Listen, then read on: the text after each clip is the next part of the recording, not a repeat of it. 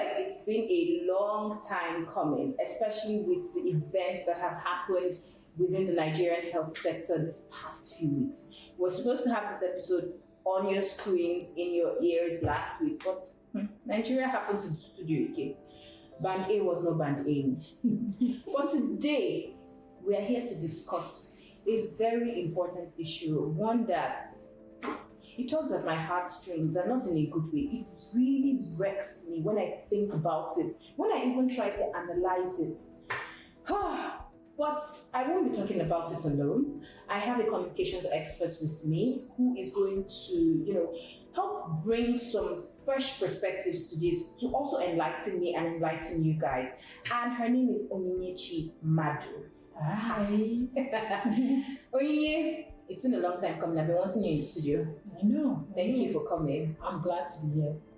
All right, so last week we got to know about the fact that 20 medical students were kidnapped on their way to a Catholic convention, a Catholic medical students convention in Enugu State. So they were coming from the University of Jos, and from Benue State on their way to Enugu, they were kidnapped. Now, I saw that news break out. I actually saw it from one of the victim's tweets that he made on Twitter, and I was shocked because it was giving another case of the young lady that died in the train to Kaduna, or from Kaduna to Abuja, when she was tweeting that she had been shot, Chinelo, and people were like, you've been shot and you are tweeting. And that's how she passed away. And so people on the comments, people in the comment section rather, were saying, how can you be kidnapped and be tweeting? But there's no smoke without fire, especially in Nigeria where these things are now, rampant. And so further investigations, people coming out to say truly they have been kidnapped. And it was in fact the kidnappers that gave one of those students their phones to tweet so that they can raise their ransom. No fear at all. No fear. I mean, kidnappers are on TikTok. There's a popular TikToker and he has a massive following, by the way. Yeah. Wait. We need to pause it because you're telling me there's a kidnapper on TikTok, more than one, that puts up their mobile phone, that has GPS, yes, that has location, yes, and posts, yes, and our Nigerian government has not done it. Oh, he has a massive following and people comment on it, and in fact he flaunts the money. Like sometimes he would hold a bundle of cash for his ransom, and it's like and he uses popular songs in the background. It's crazy. Yeah, just hold that thought, but let's go back to this. So I thought it was for me, and I want you as a communications expert to, I'll be asking you some questions with regards how this situation was handled. When it happened, the students were tweeting. Then there's this popular Nigerian doctor on Twitter that started to speak up and talk about it, calling the authorities, necessary authorities, in a bid to raise awareness and to help people. Doctors swung into action, they were tweeting and all of that. And then the first thing that happened was no communications from the organization that, the body that organized the convention. In fact, the convention went on without them so much as putting out a statement regarding the kidnapped students. It was their classmates, it was their friends that were tweeting. It was doctors on Twitter that were tweeting. The government of Nigeria put out nothing. Police, nothing. And we saw the police demonstrating with their helicopters when protesters, peaceful protesters, went out against this bad governance. But we didn't see that fanfare when it came to the kidnapped people. Now, those students were there for 1, 2, 3, 4, 5, 6, 7, 8 days before we suddenly heard that they had been released. I reached out to some of the organizers of the convention and they told me that they declined to speak. We needed information. Some people were going, in fact, they started to threaten family, friends, and some other people started to threaten the Nigerian doctor. She's sort of a voice, for doctors in Nigeria. She takes up those cases and she's like, okay, somebody needs money, help this person. Somebody's doing this, help this person. She tries to help doctors. Shout out to you, Nigerian doctor on Twitter, by the way. And so they started to attack her, that she keep quiet. She's ruining it. The families are working, blah, blah, blah. They started to crowdfund. In fact, that would bring me to another problem that we have birthed in our society. Crowdfunding for ransom. Because that was why these people were giving their phones. So I want to hear from you. How crucial is, the timing of communication, initial communication in crisis like this? So when I heard about the kidnapping situation, and the first thing I heard was that the event was going on as normal. That was the first thing that caught up to me as not being normal, because some of the students, from what I understood, actually made it to the conference. Yes. So they were in the conference. Imagine you have a friend or two that's coming and you're hearing that they're kidnapped, and everybody around you is acting like nothing is happening, this is going. It shows that there's a laissez-faire attitude towards insecurity in Nigeria. And it's not just, I know we like to say the government, the police, that. It's down to everyday people. Yes, somebody has been kidnapped, somebody has been attacked. Oh, okay, maybe we offer a prayer or two, but after that, you are gone on your way. So when I heard that, I saw the way things were unfolding, I was like, this is typical of Nigeria, but desensitized to violence. It's expected that somebody might be kidnapped, and then everything will go on as normal. And that is not right, because in situations like this, if you look at what is the best practices in managing something like this, an authority, the convener of that event, needs to have given a word of reassurance, taking it up, just a tweet, even if they during the event acknowledge that this is what is happening. It's a Catholic convention, they could offer prayers at that moment. It's something to seek now that we are here and we are, what they call it again, we understand what's happening. And then you not take it to the government. Something like this happening now. I remember the time when in Nigeria, when we used to have like petty, they were kidnapping young girls in school. Chibok girls. And then there's so much more. We did a report on that at work, and I saw that the kidnapping cases it's not just young girls, it's schools. We've had all over northeast Nigeria to what they call it again, northeast, north south, that area, northwest, that area, prone to kidnapping of children in school. And I'm noticing that there's a shift now to kidnapping people that are seeming to be doing well. If you look at the statistic now, before it used to be children, now are going to working professionals. Doctors.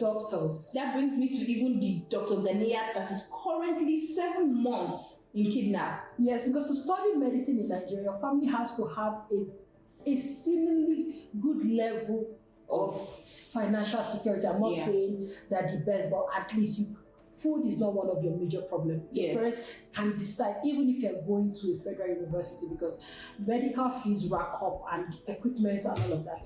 So now, this class of people are seeming to be the golden goose, to say. So now we're seeing that shit, and even in the news recently, did you know that one of the emirs, I think, of Sokoto, oh my goodness, exactly, this is someone that you would not believe would be kidnapped, and then extensively they wrote about his relationship with the presidency release. Oh, we're sorry for his death, but these kidnappers were reaching out to you over and over again. So now this is a serious problem that is happening, this level of insecurity, and then the laissez-faire attitude attached to it. It makes it difficult to breathe, because it looks like you'll be kidnapped and hopefully you will trend on Twitter. But can I ask a question? How crucial is the timing of an initial communication? Because some people might say that maybe it's I don't know, maybe it prompts the kidnappers to want to attack or do something that they usually wouldn't do. So how crucial is putting out a communique? It's crucial because you let people know that this act is a problem. You are immediately showing up that this is a serious problem. We are concerned about these students. This is not right. People need to say it, and more bodies need to speak it, because on Twitter we see the average Nigerian being the person putting out statements, being political, like the Nigerian doctor. But when you now look at organizations, even the Catholic Convention, they didn't say anything. They are a body. They have influence. Also say exactly. This is where you come out. And then this reassures these students, because next year there will be another one, won't there? Not just that, the students that were already there, would they not have also been scared? Exactly. So next year there will be another one.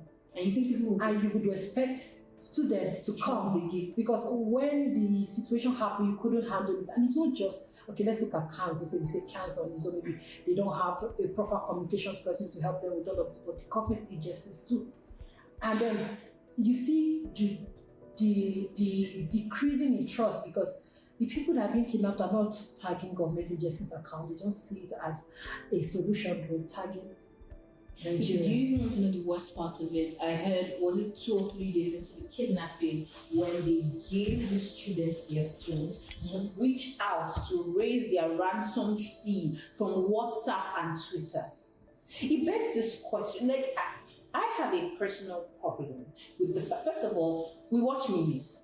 We see how people say we don't negotiate with terrorists. We're Americans. We don't negotiate with terrorists, and you expect the same coming from a government body, right? You expect the same coming from an authority, police or whatever, and you come on Twitter. I mean, this started in January when those girls and their father were kidnapped from their home, and one of them even ended up dying. God rest his soul. And the children came on, and their friends came on to solicit for the funds. I think it was about 300 million then. I can't really remember the exact figure, but it was quite a lot of money.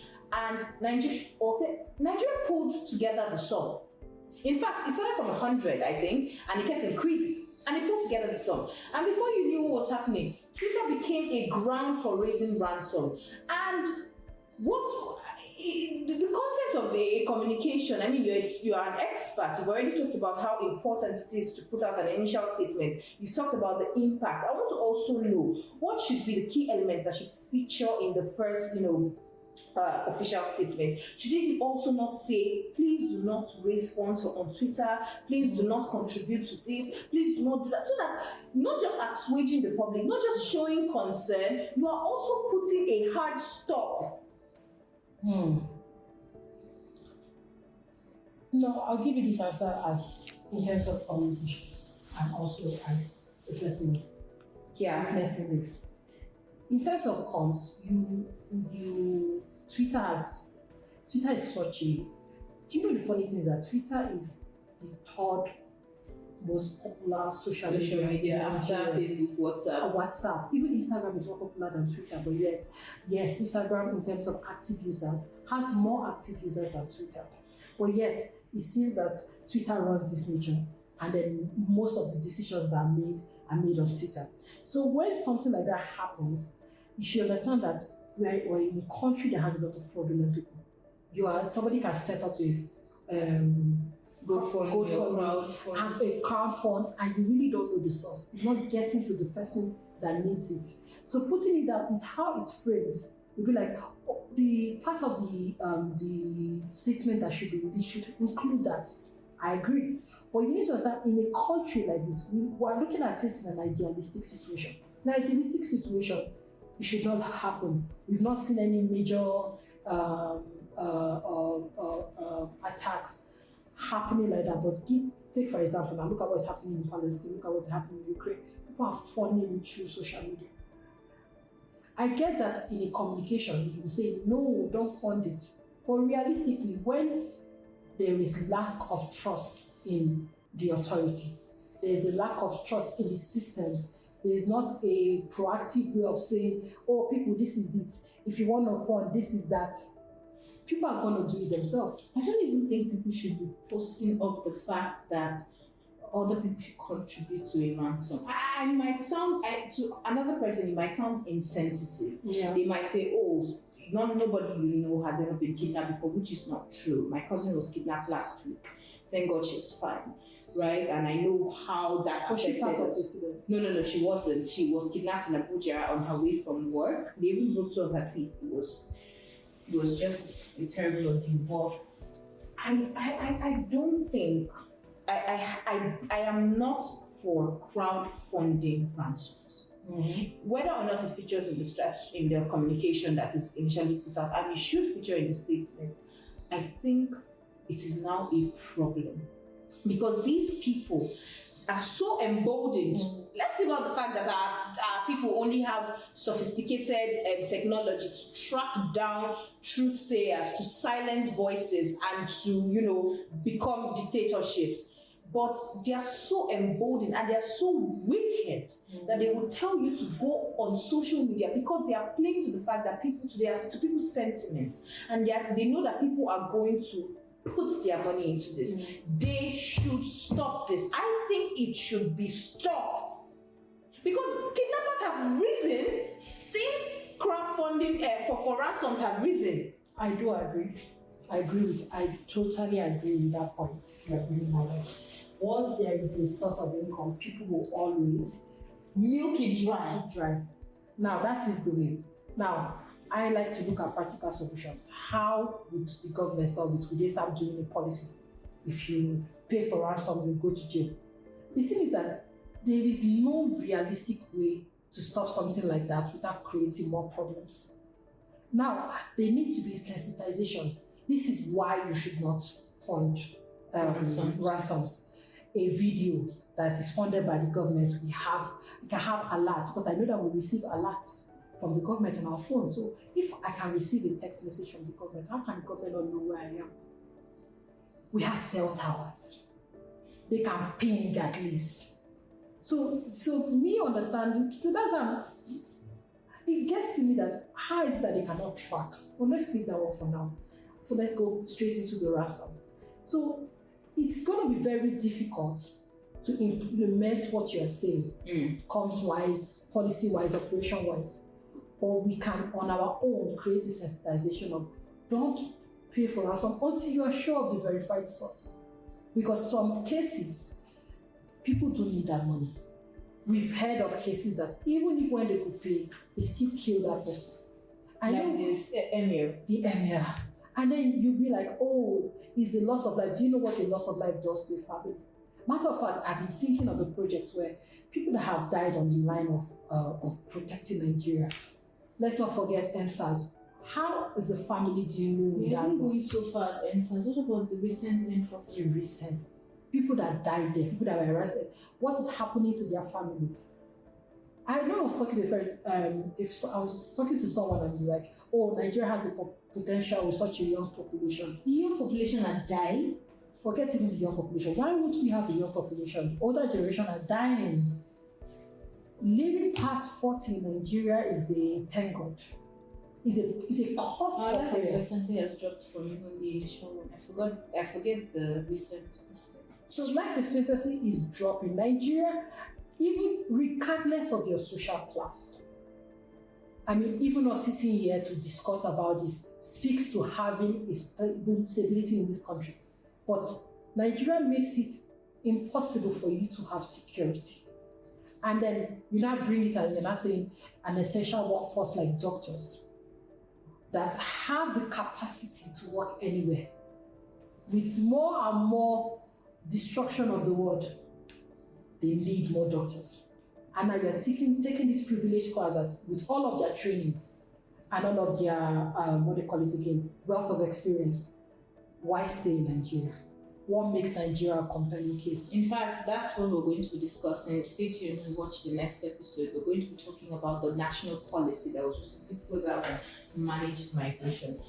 I mean, there's Dr. Ganias. I have a list, and you can see the list on the screen right now of the doctors that are currently, in captivity. Mm-hmm. The only neurologist from Cross River State was kidnapped in the hospital. It was last year. Ransom has been paid. She has not been seen. Whether she's alive or dead, we don't know. Dr. Ganias and her nephew have been in captivity for over 7 months. And this, we've talked about the FECAMED, we've talked about, this. Let's talk about the National Association of Resident Doctors.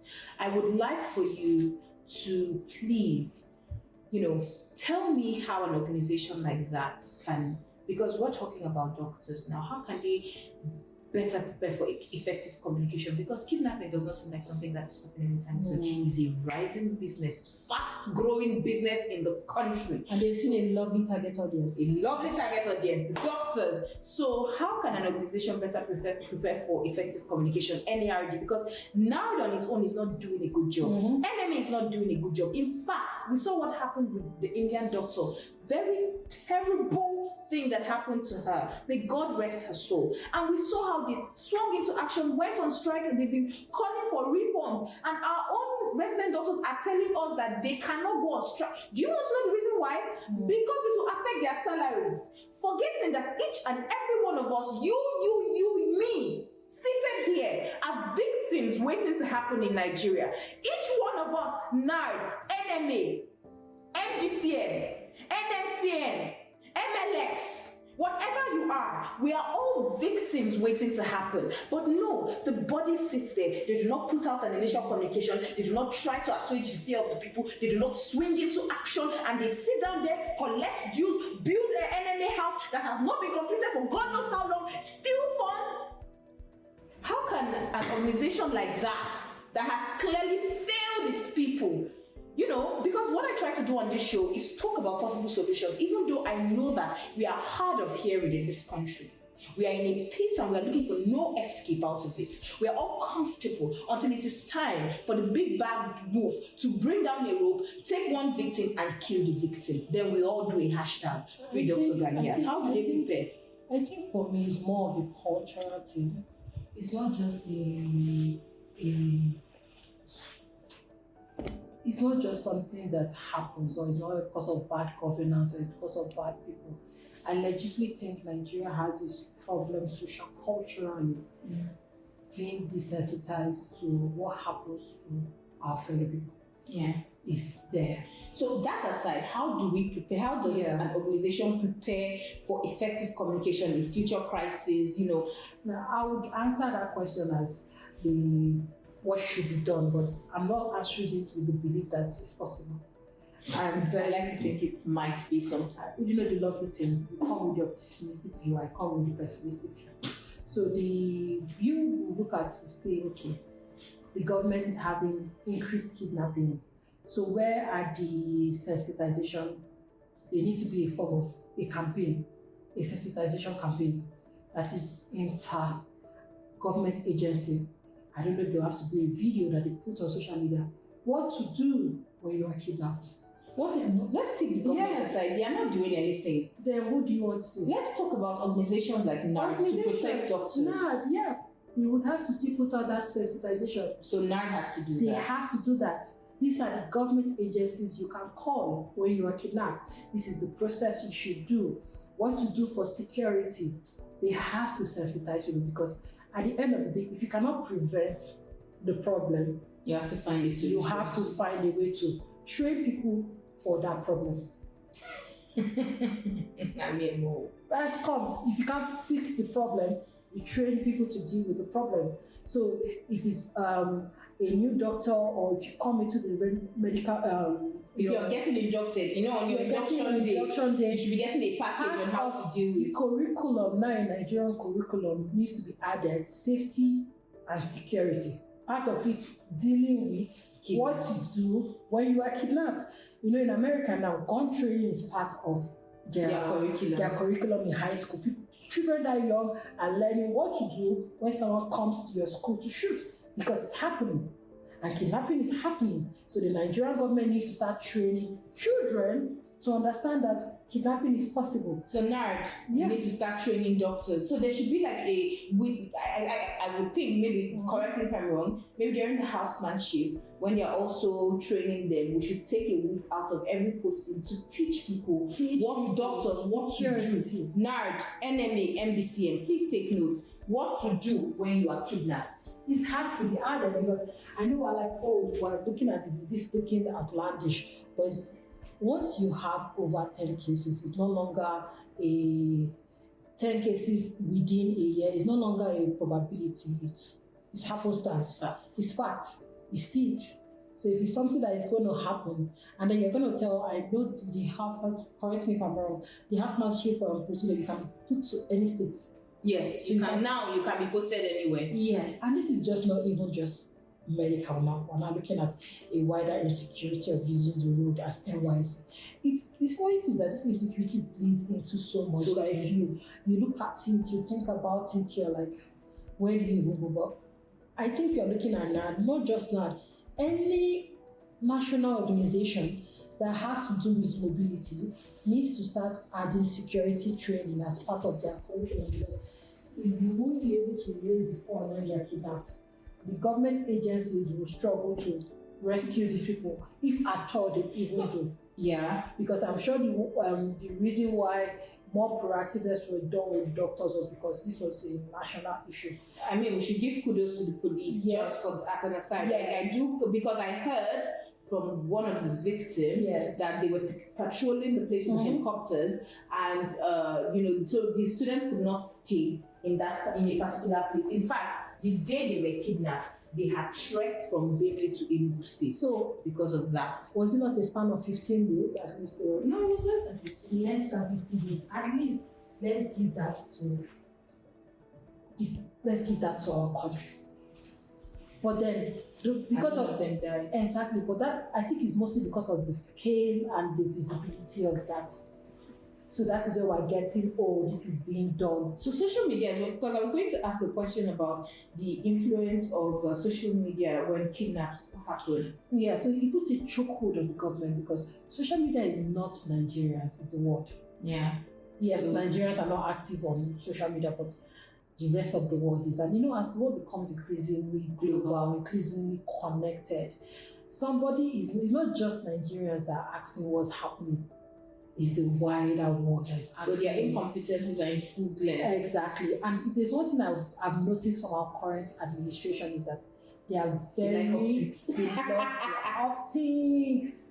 You see, our president is traveling, the photo is looking, all of that. I'm noticing he's coming out on issues before people speak about it. So give our president that he's very to show, not doing anything. He's very clear on his optics. So when the problem now is that mass kill like that to get quick work. Yeah. But the problem we're not having now is like the smaller cases. When I read about the lady in Calabar, the only doctor in Cross River, when I read about that, I was like, wait. So they paid the ransom twice. So do you know, if they had to borrow, if they had to sell properties, if they had to do whatever they need to raise up that huge fund, because let me remind you, like ransoms go from 15 million to 35 million. See, except you have a touch of Nigerian national cake or you're earning from wherever, you're not going to be bringing up that money easily in this country. So they didn't just pay once, they paid twice, and till today, no information. So it's little cases like that, because now the kidnapping is not just that mass, it's that now you're not just safe. Someone can target you, think you are full rich. Yeah, another doctor was kidnapped some 3 days back, Dr. Fidelsi in Lokoja. You know what? We're pressed for time in the studio, and so we have to wrap up now. But from the key takeaways is don't stop tweeting. No matter what they say, Twitter is the wider world. We're putting it out there. NARD has to find a way. The National Association of Resident Doctors, the National Medical Association, they have to band together and find a way to ensure that security training is a part of the course program, because the government has failed us, and it is clear that they are not willing to do anything to help us, except maybe put some helicopters that they probably bought second hand, like the jet. But it is clear that they are not willing to do anything to help us. So we need to swing into action as the medical body of Nigeria. And not just that, we can't continue to raise funds on social media to crowdfund for ransoms. Those things it is backfiring. Anyway, Onyinye, it was lovely having you here. It was lovely having this conversation with you. As heartbreaking as this conversation is, I'm so glad that I had it with you. I learned a lot from you, and I'm sure that the viewers too have learned one or two things. And I hope that I am calling NARD out. I'm calling NMA out. NARD, NMA, Dr. Ganiyat is a resident doctor, and you people are still threatening to go on strike. You are still threatening to go on strike because it will affect your salaries. I understand where you're coming from, but wait, where is your humanity? You think it's by tweeting #free Dr. Ganiyat, #free Dr. Ganiyat now? The kidnappers say, oh my gosh, they've added now in all caps, I'm afraid. No, let's do so. Let's stand for something. Our problem as a country is that we are too laid back. We seldom stand for anything. None of us want to take a stand. We are so afraid. And I understand that they are quelling, voices, the truth and all of that. But still, I will talk about this. If you're a good person, what would you say to your maker when you stand in front of your maker the last day? What did you do? You need to have stood for something. So yes, please, let's do something. very upsetting that we are not doing anything.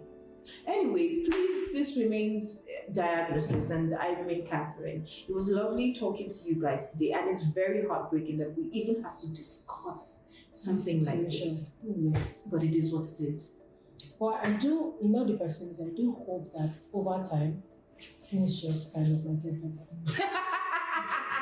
It go better has been the mantra.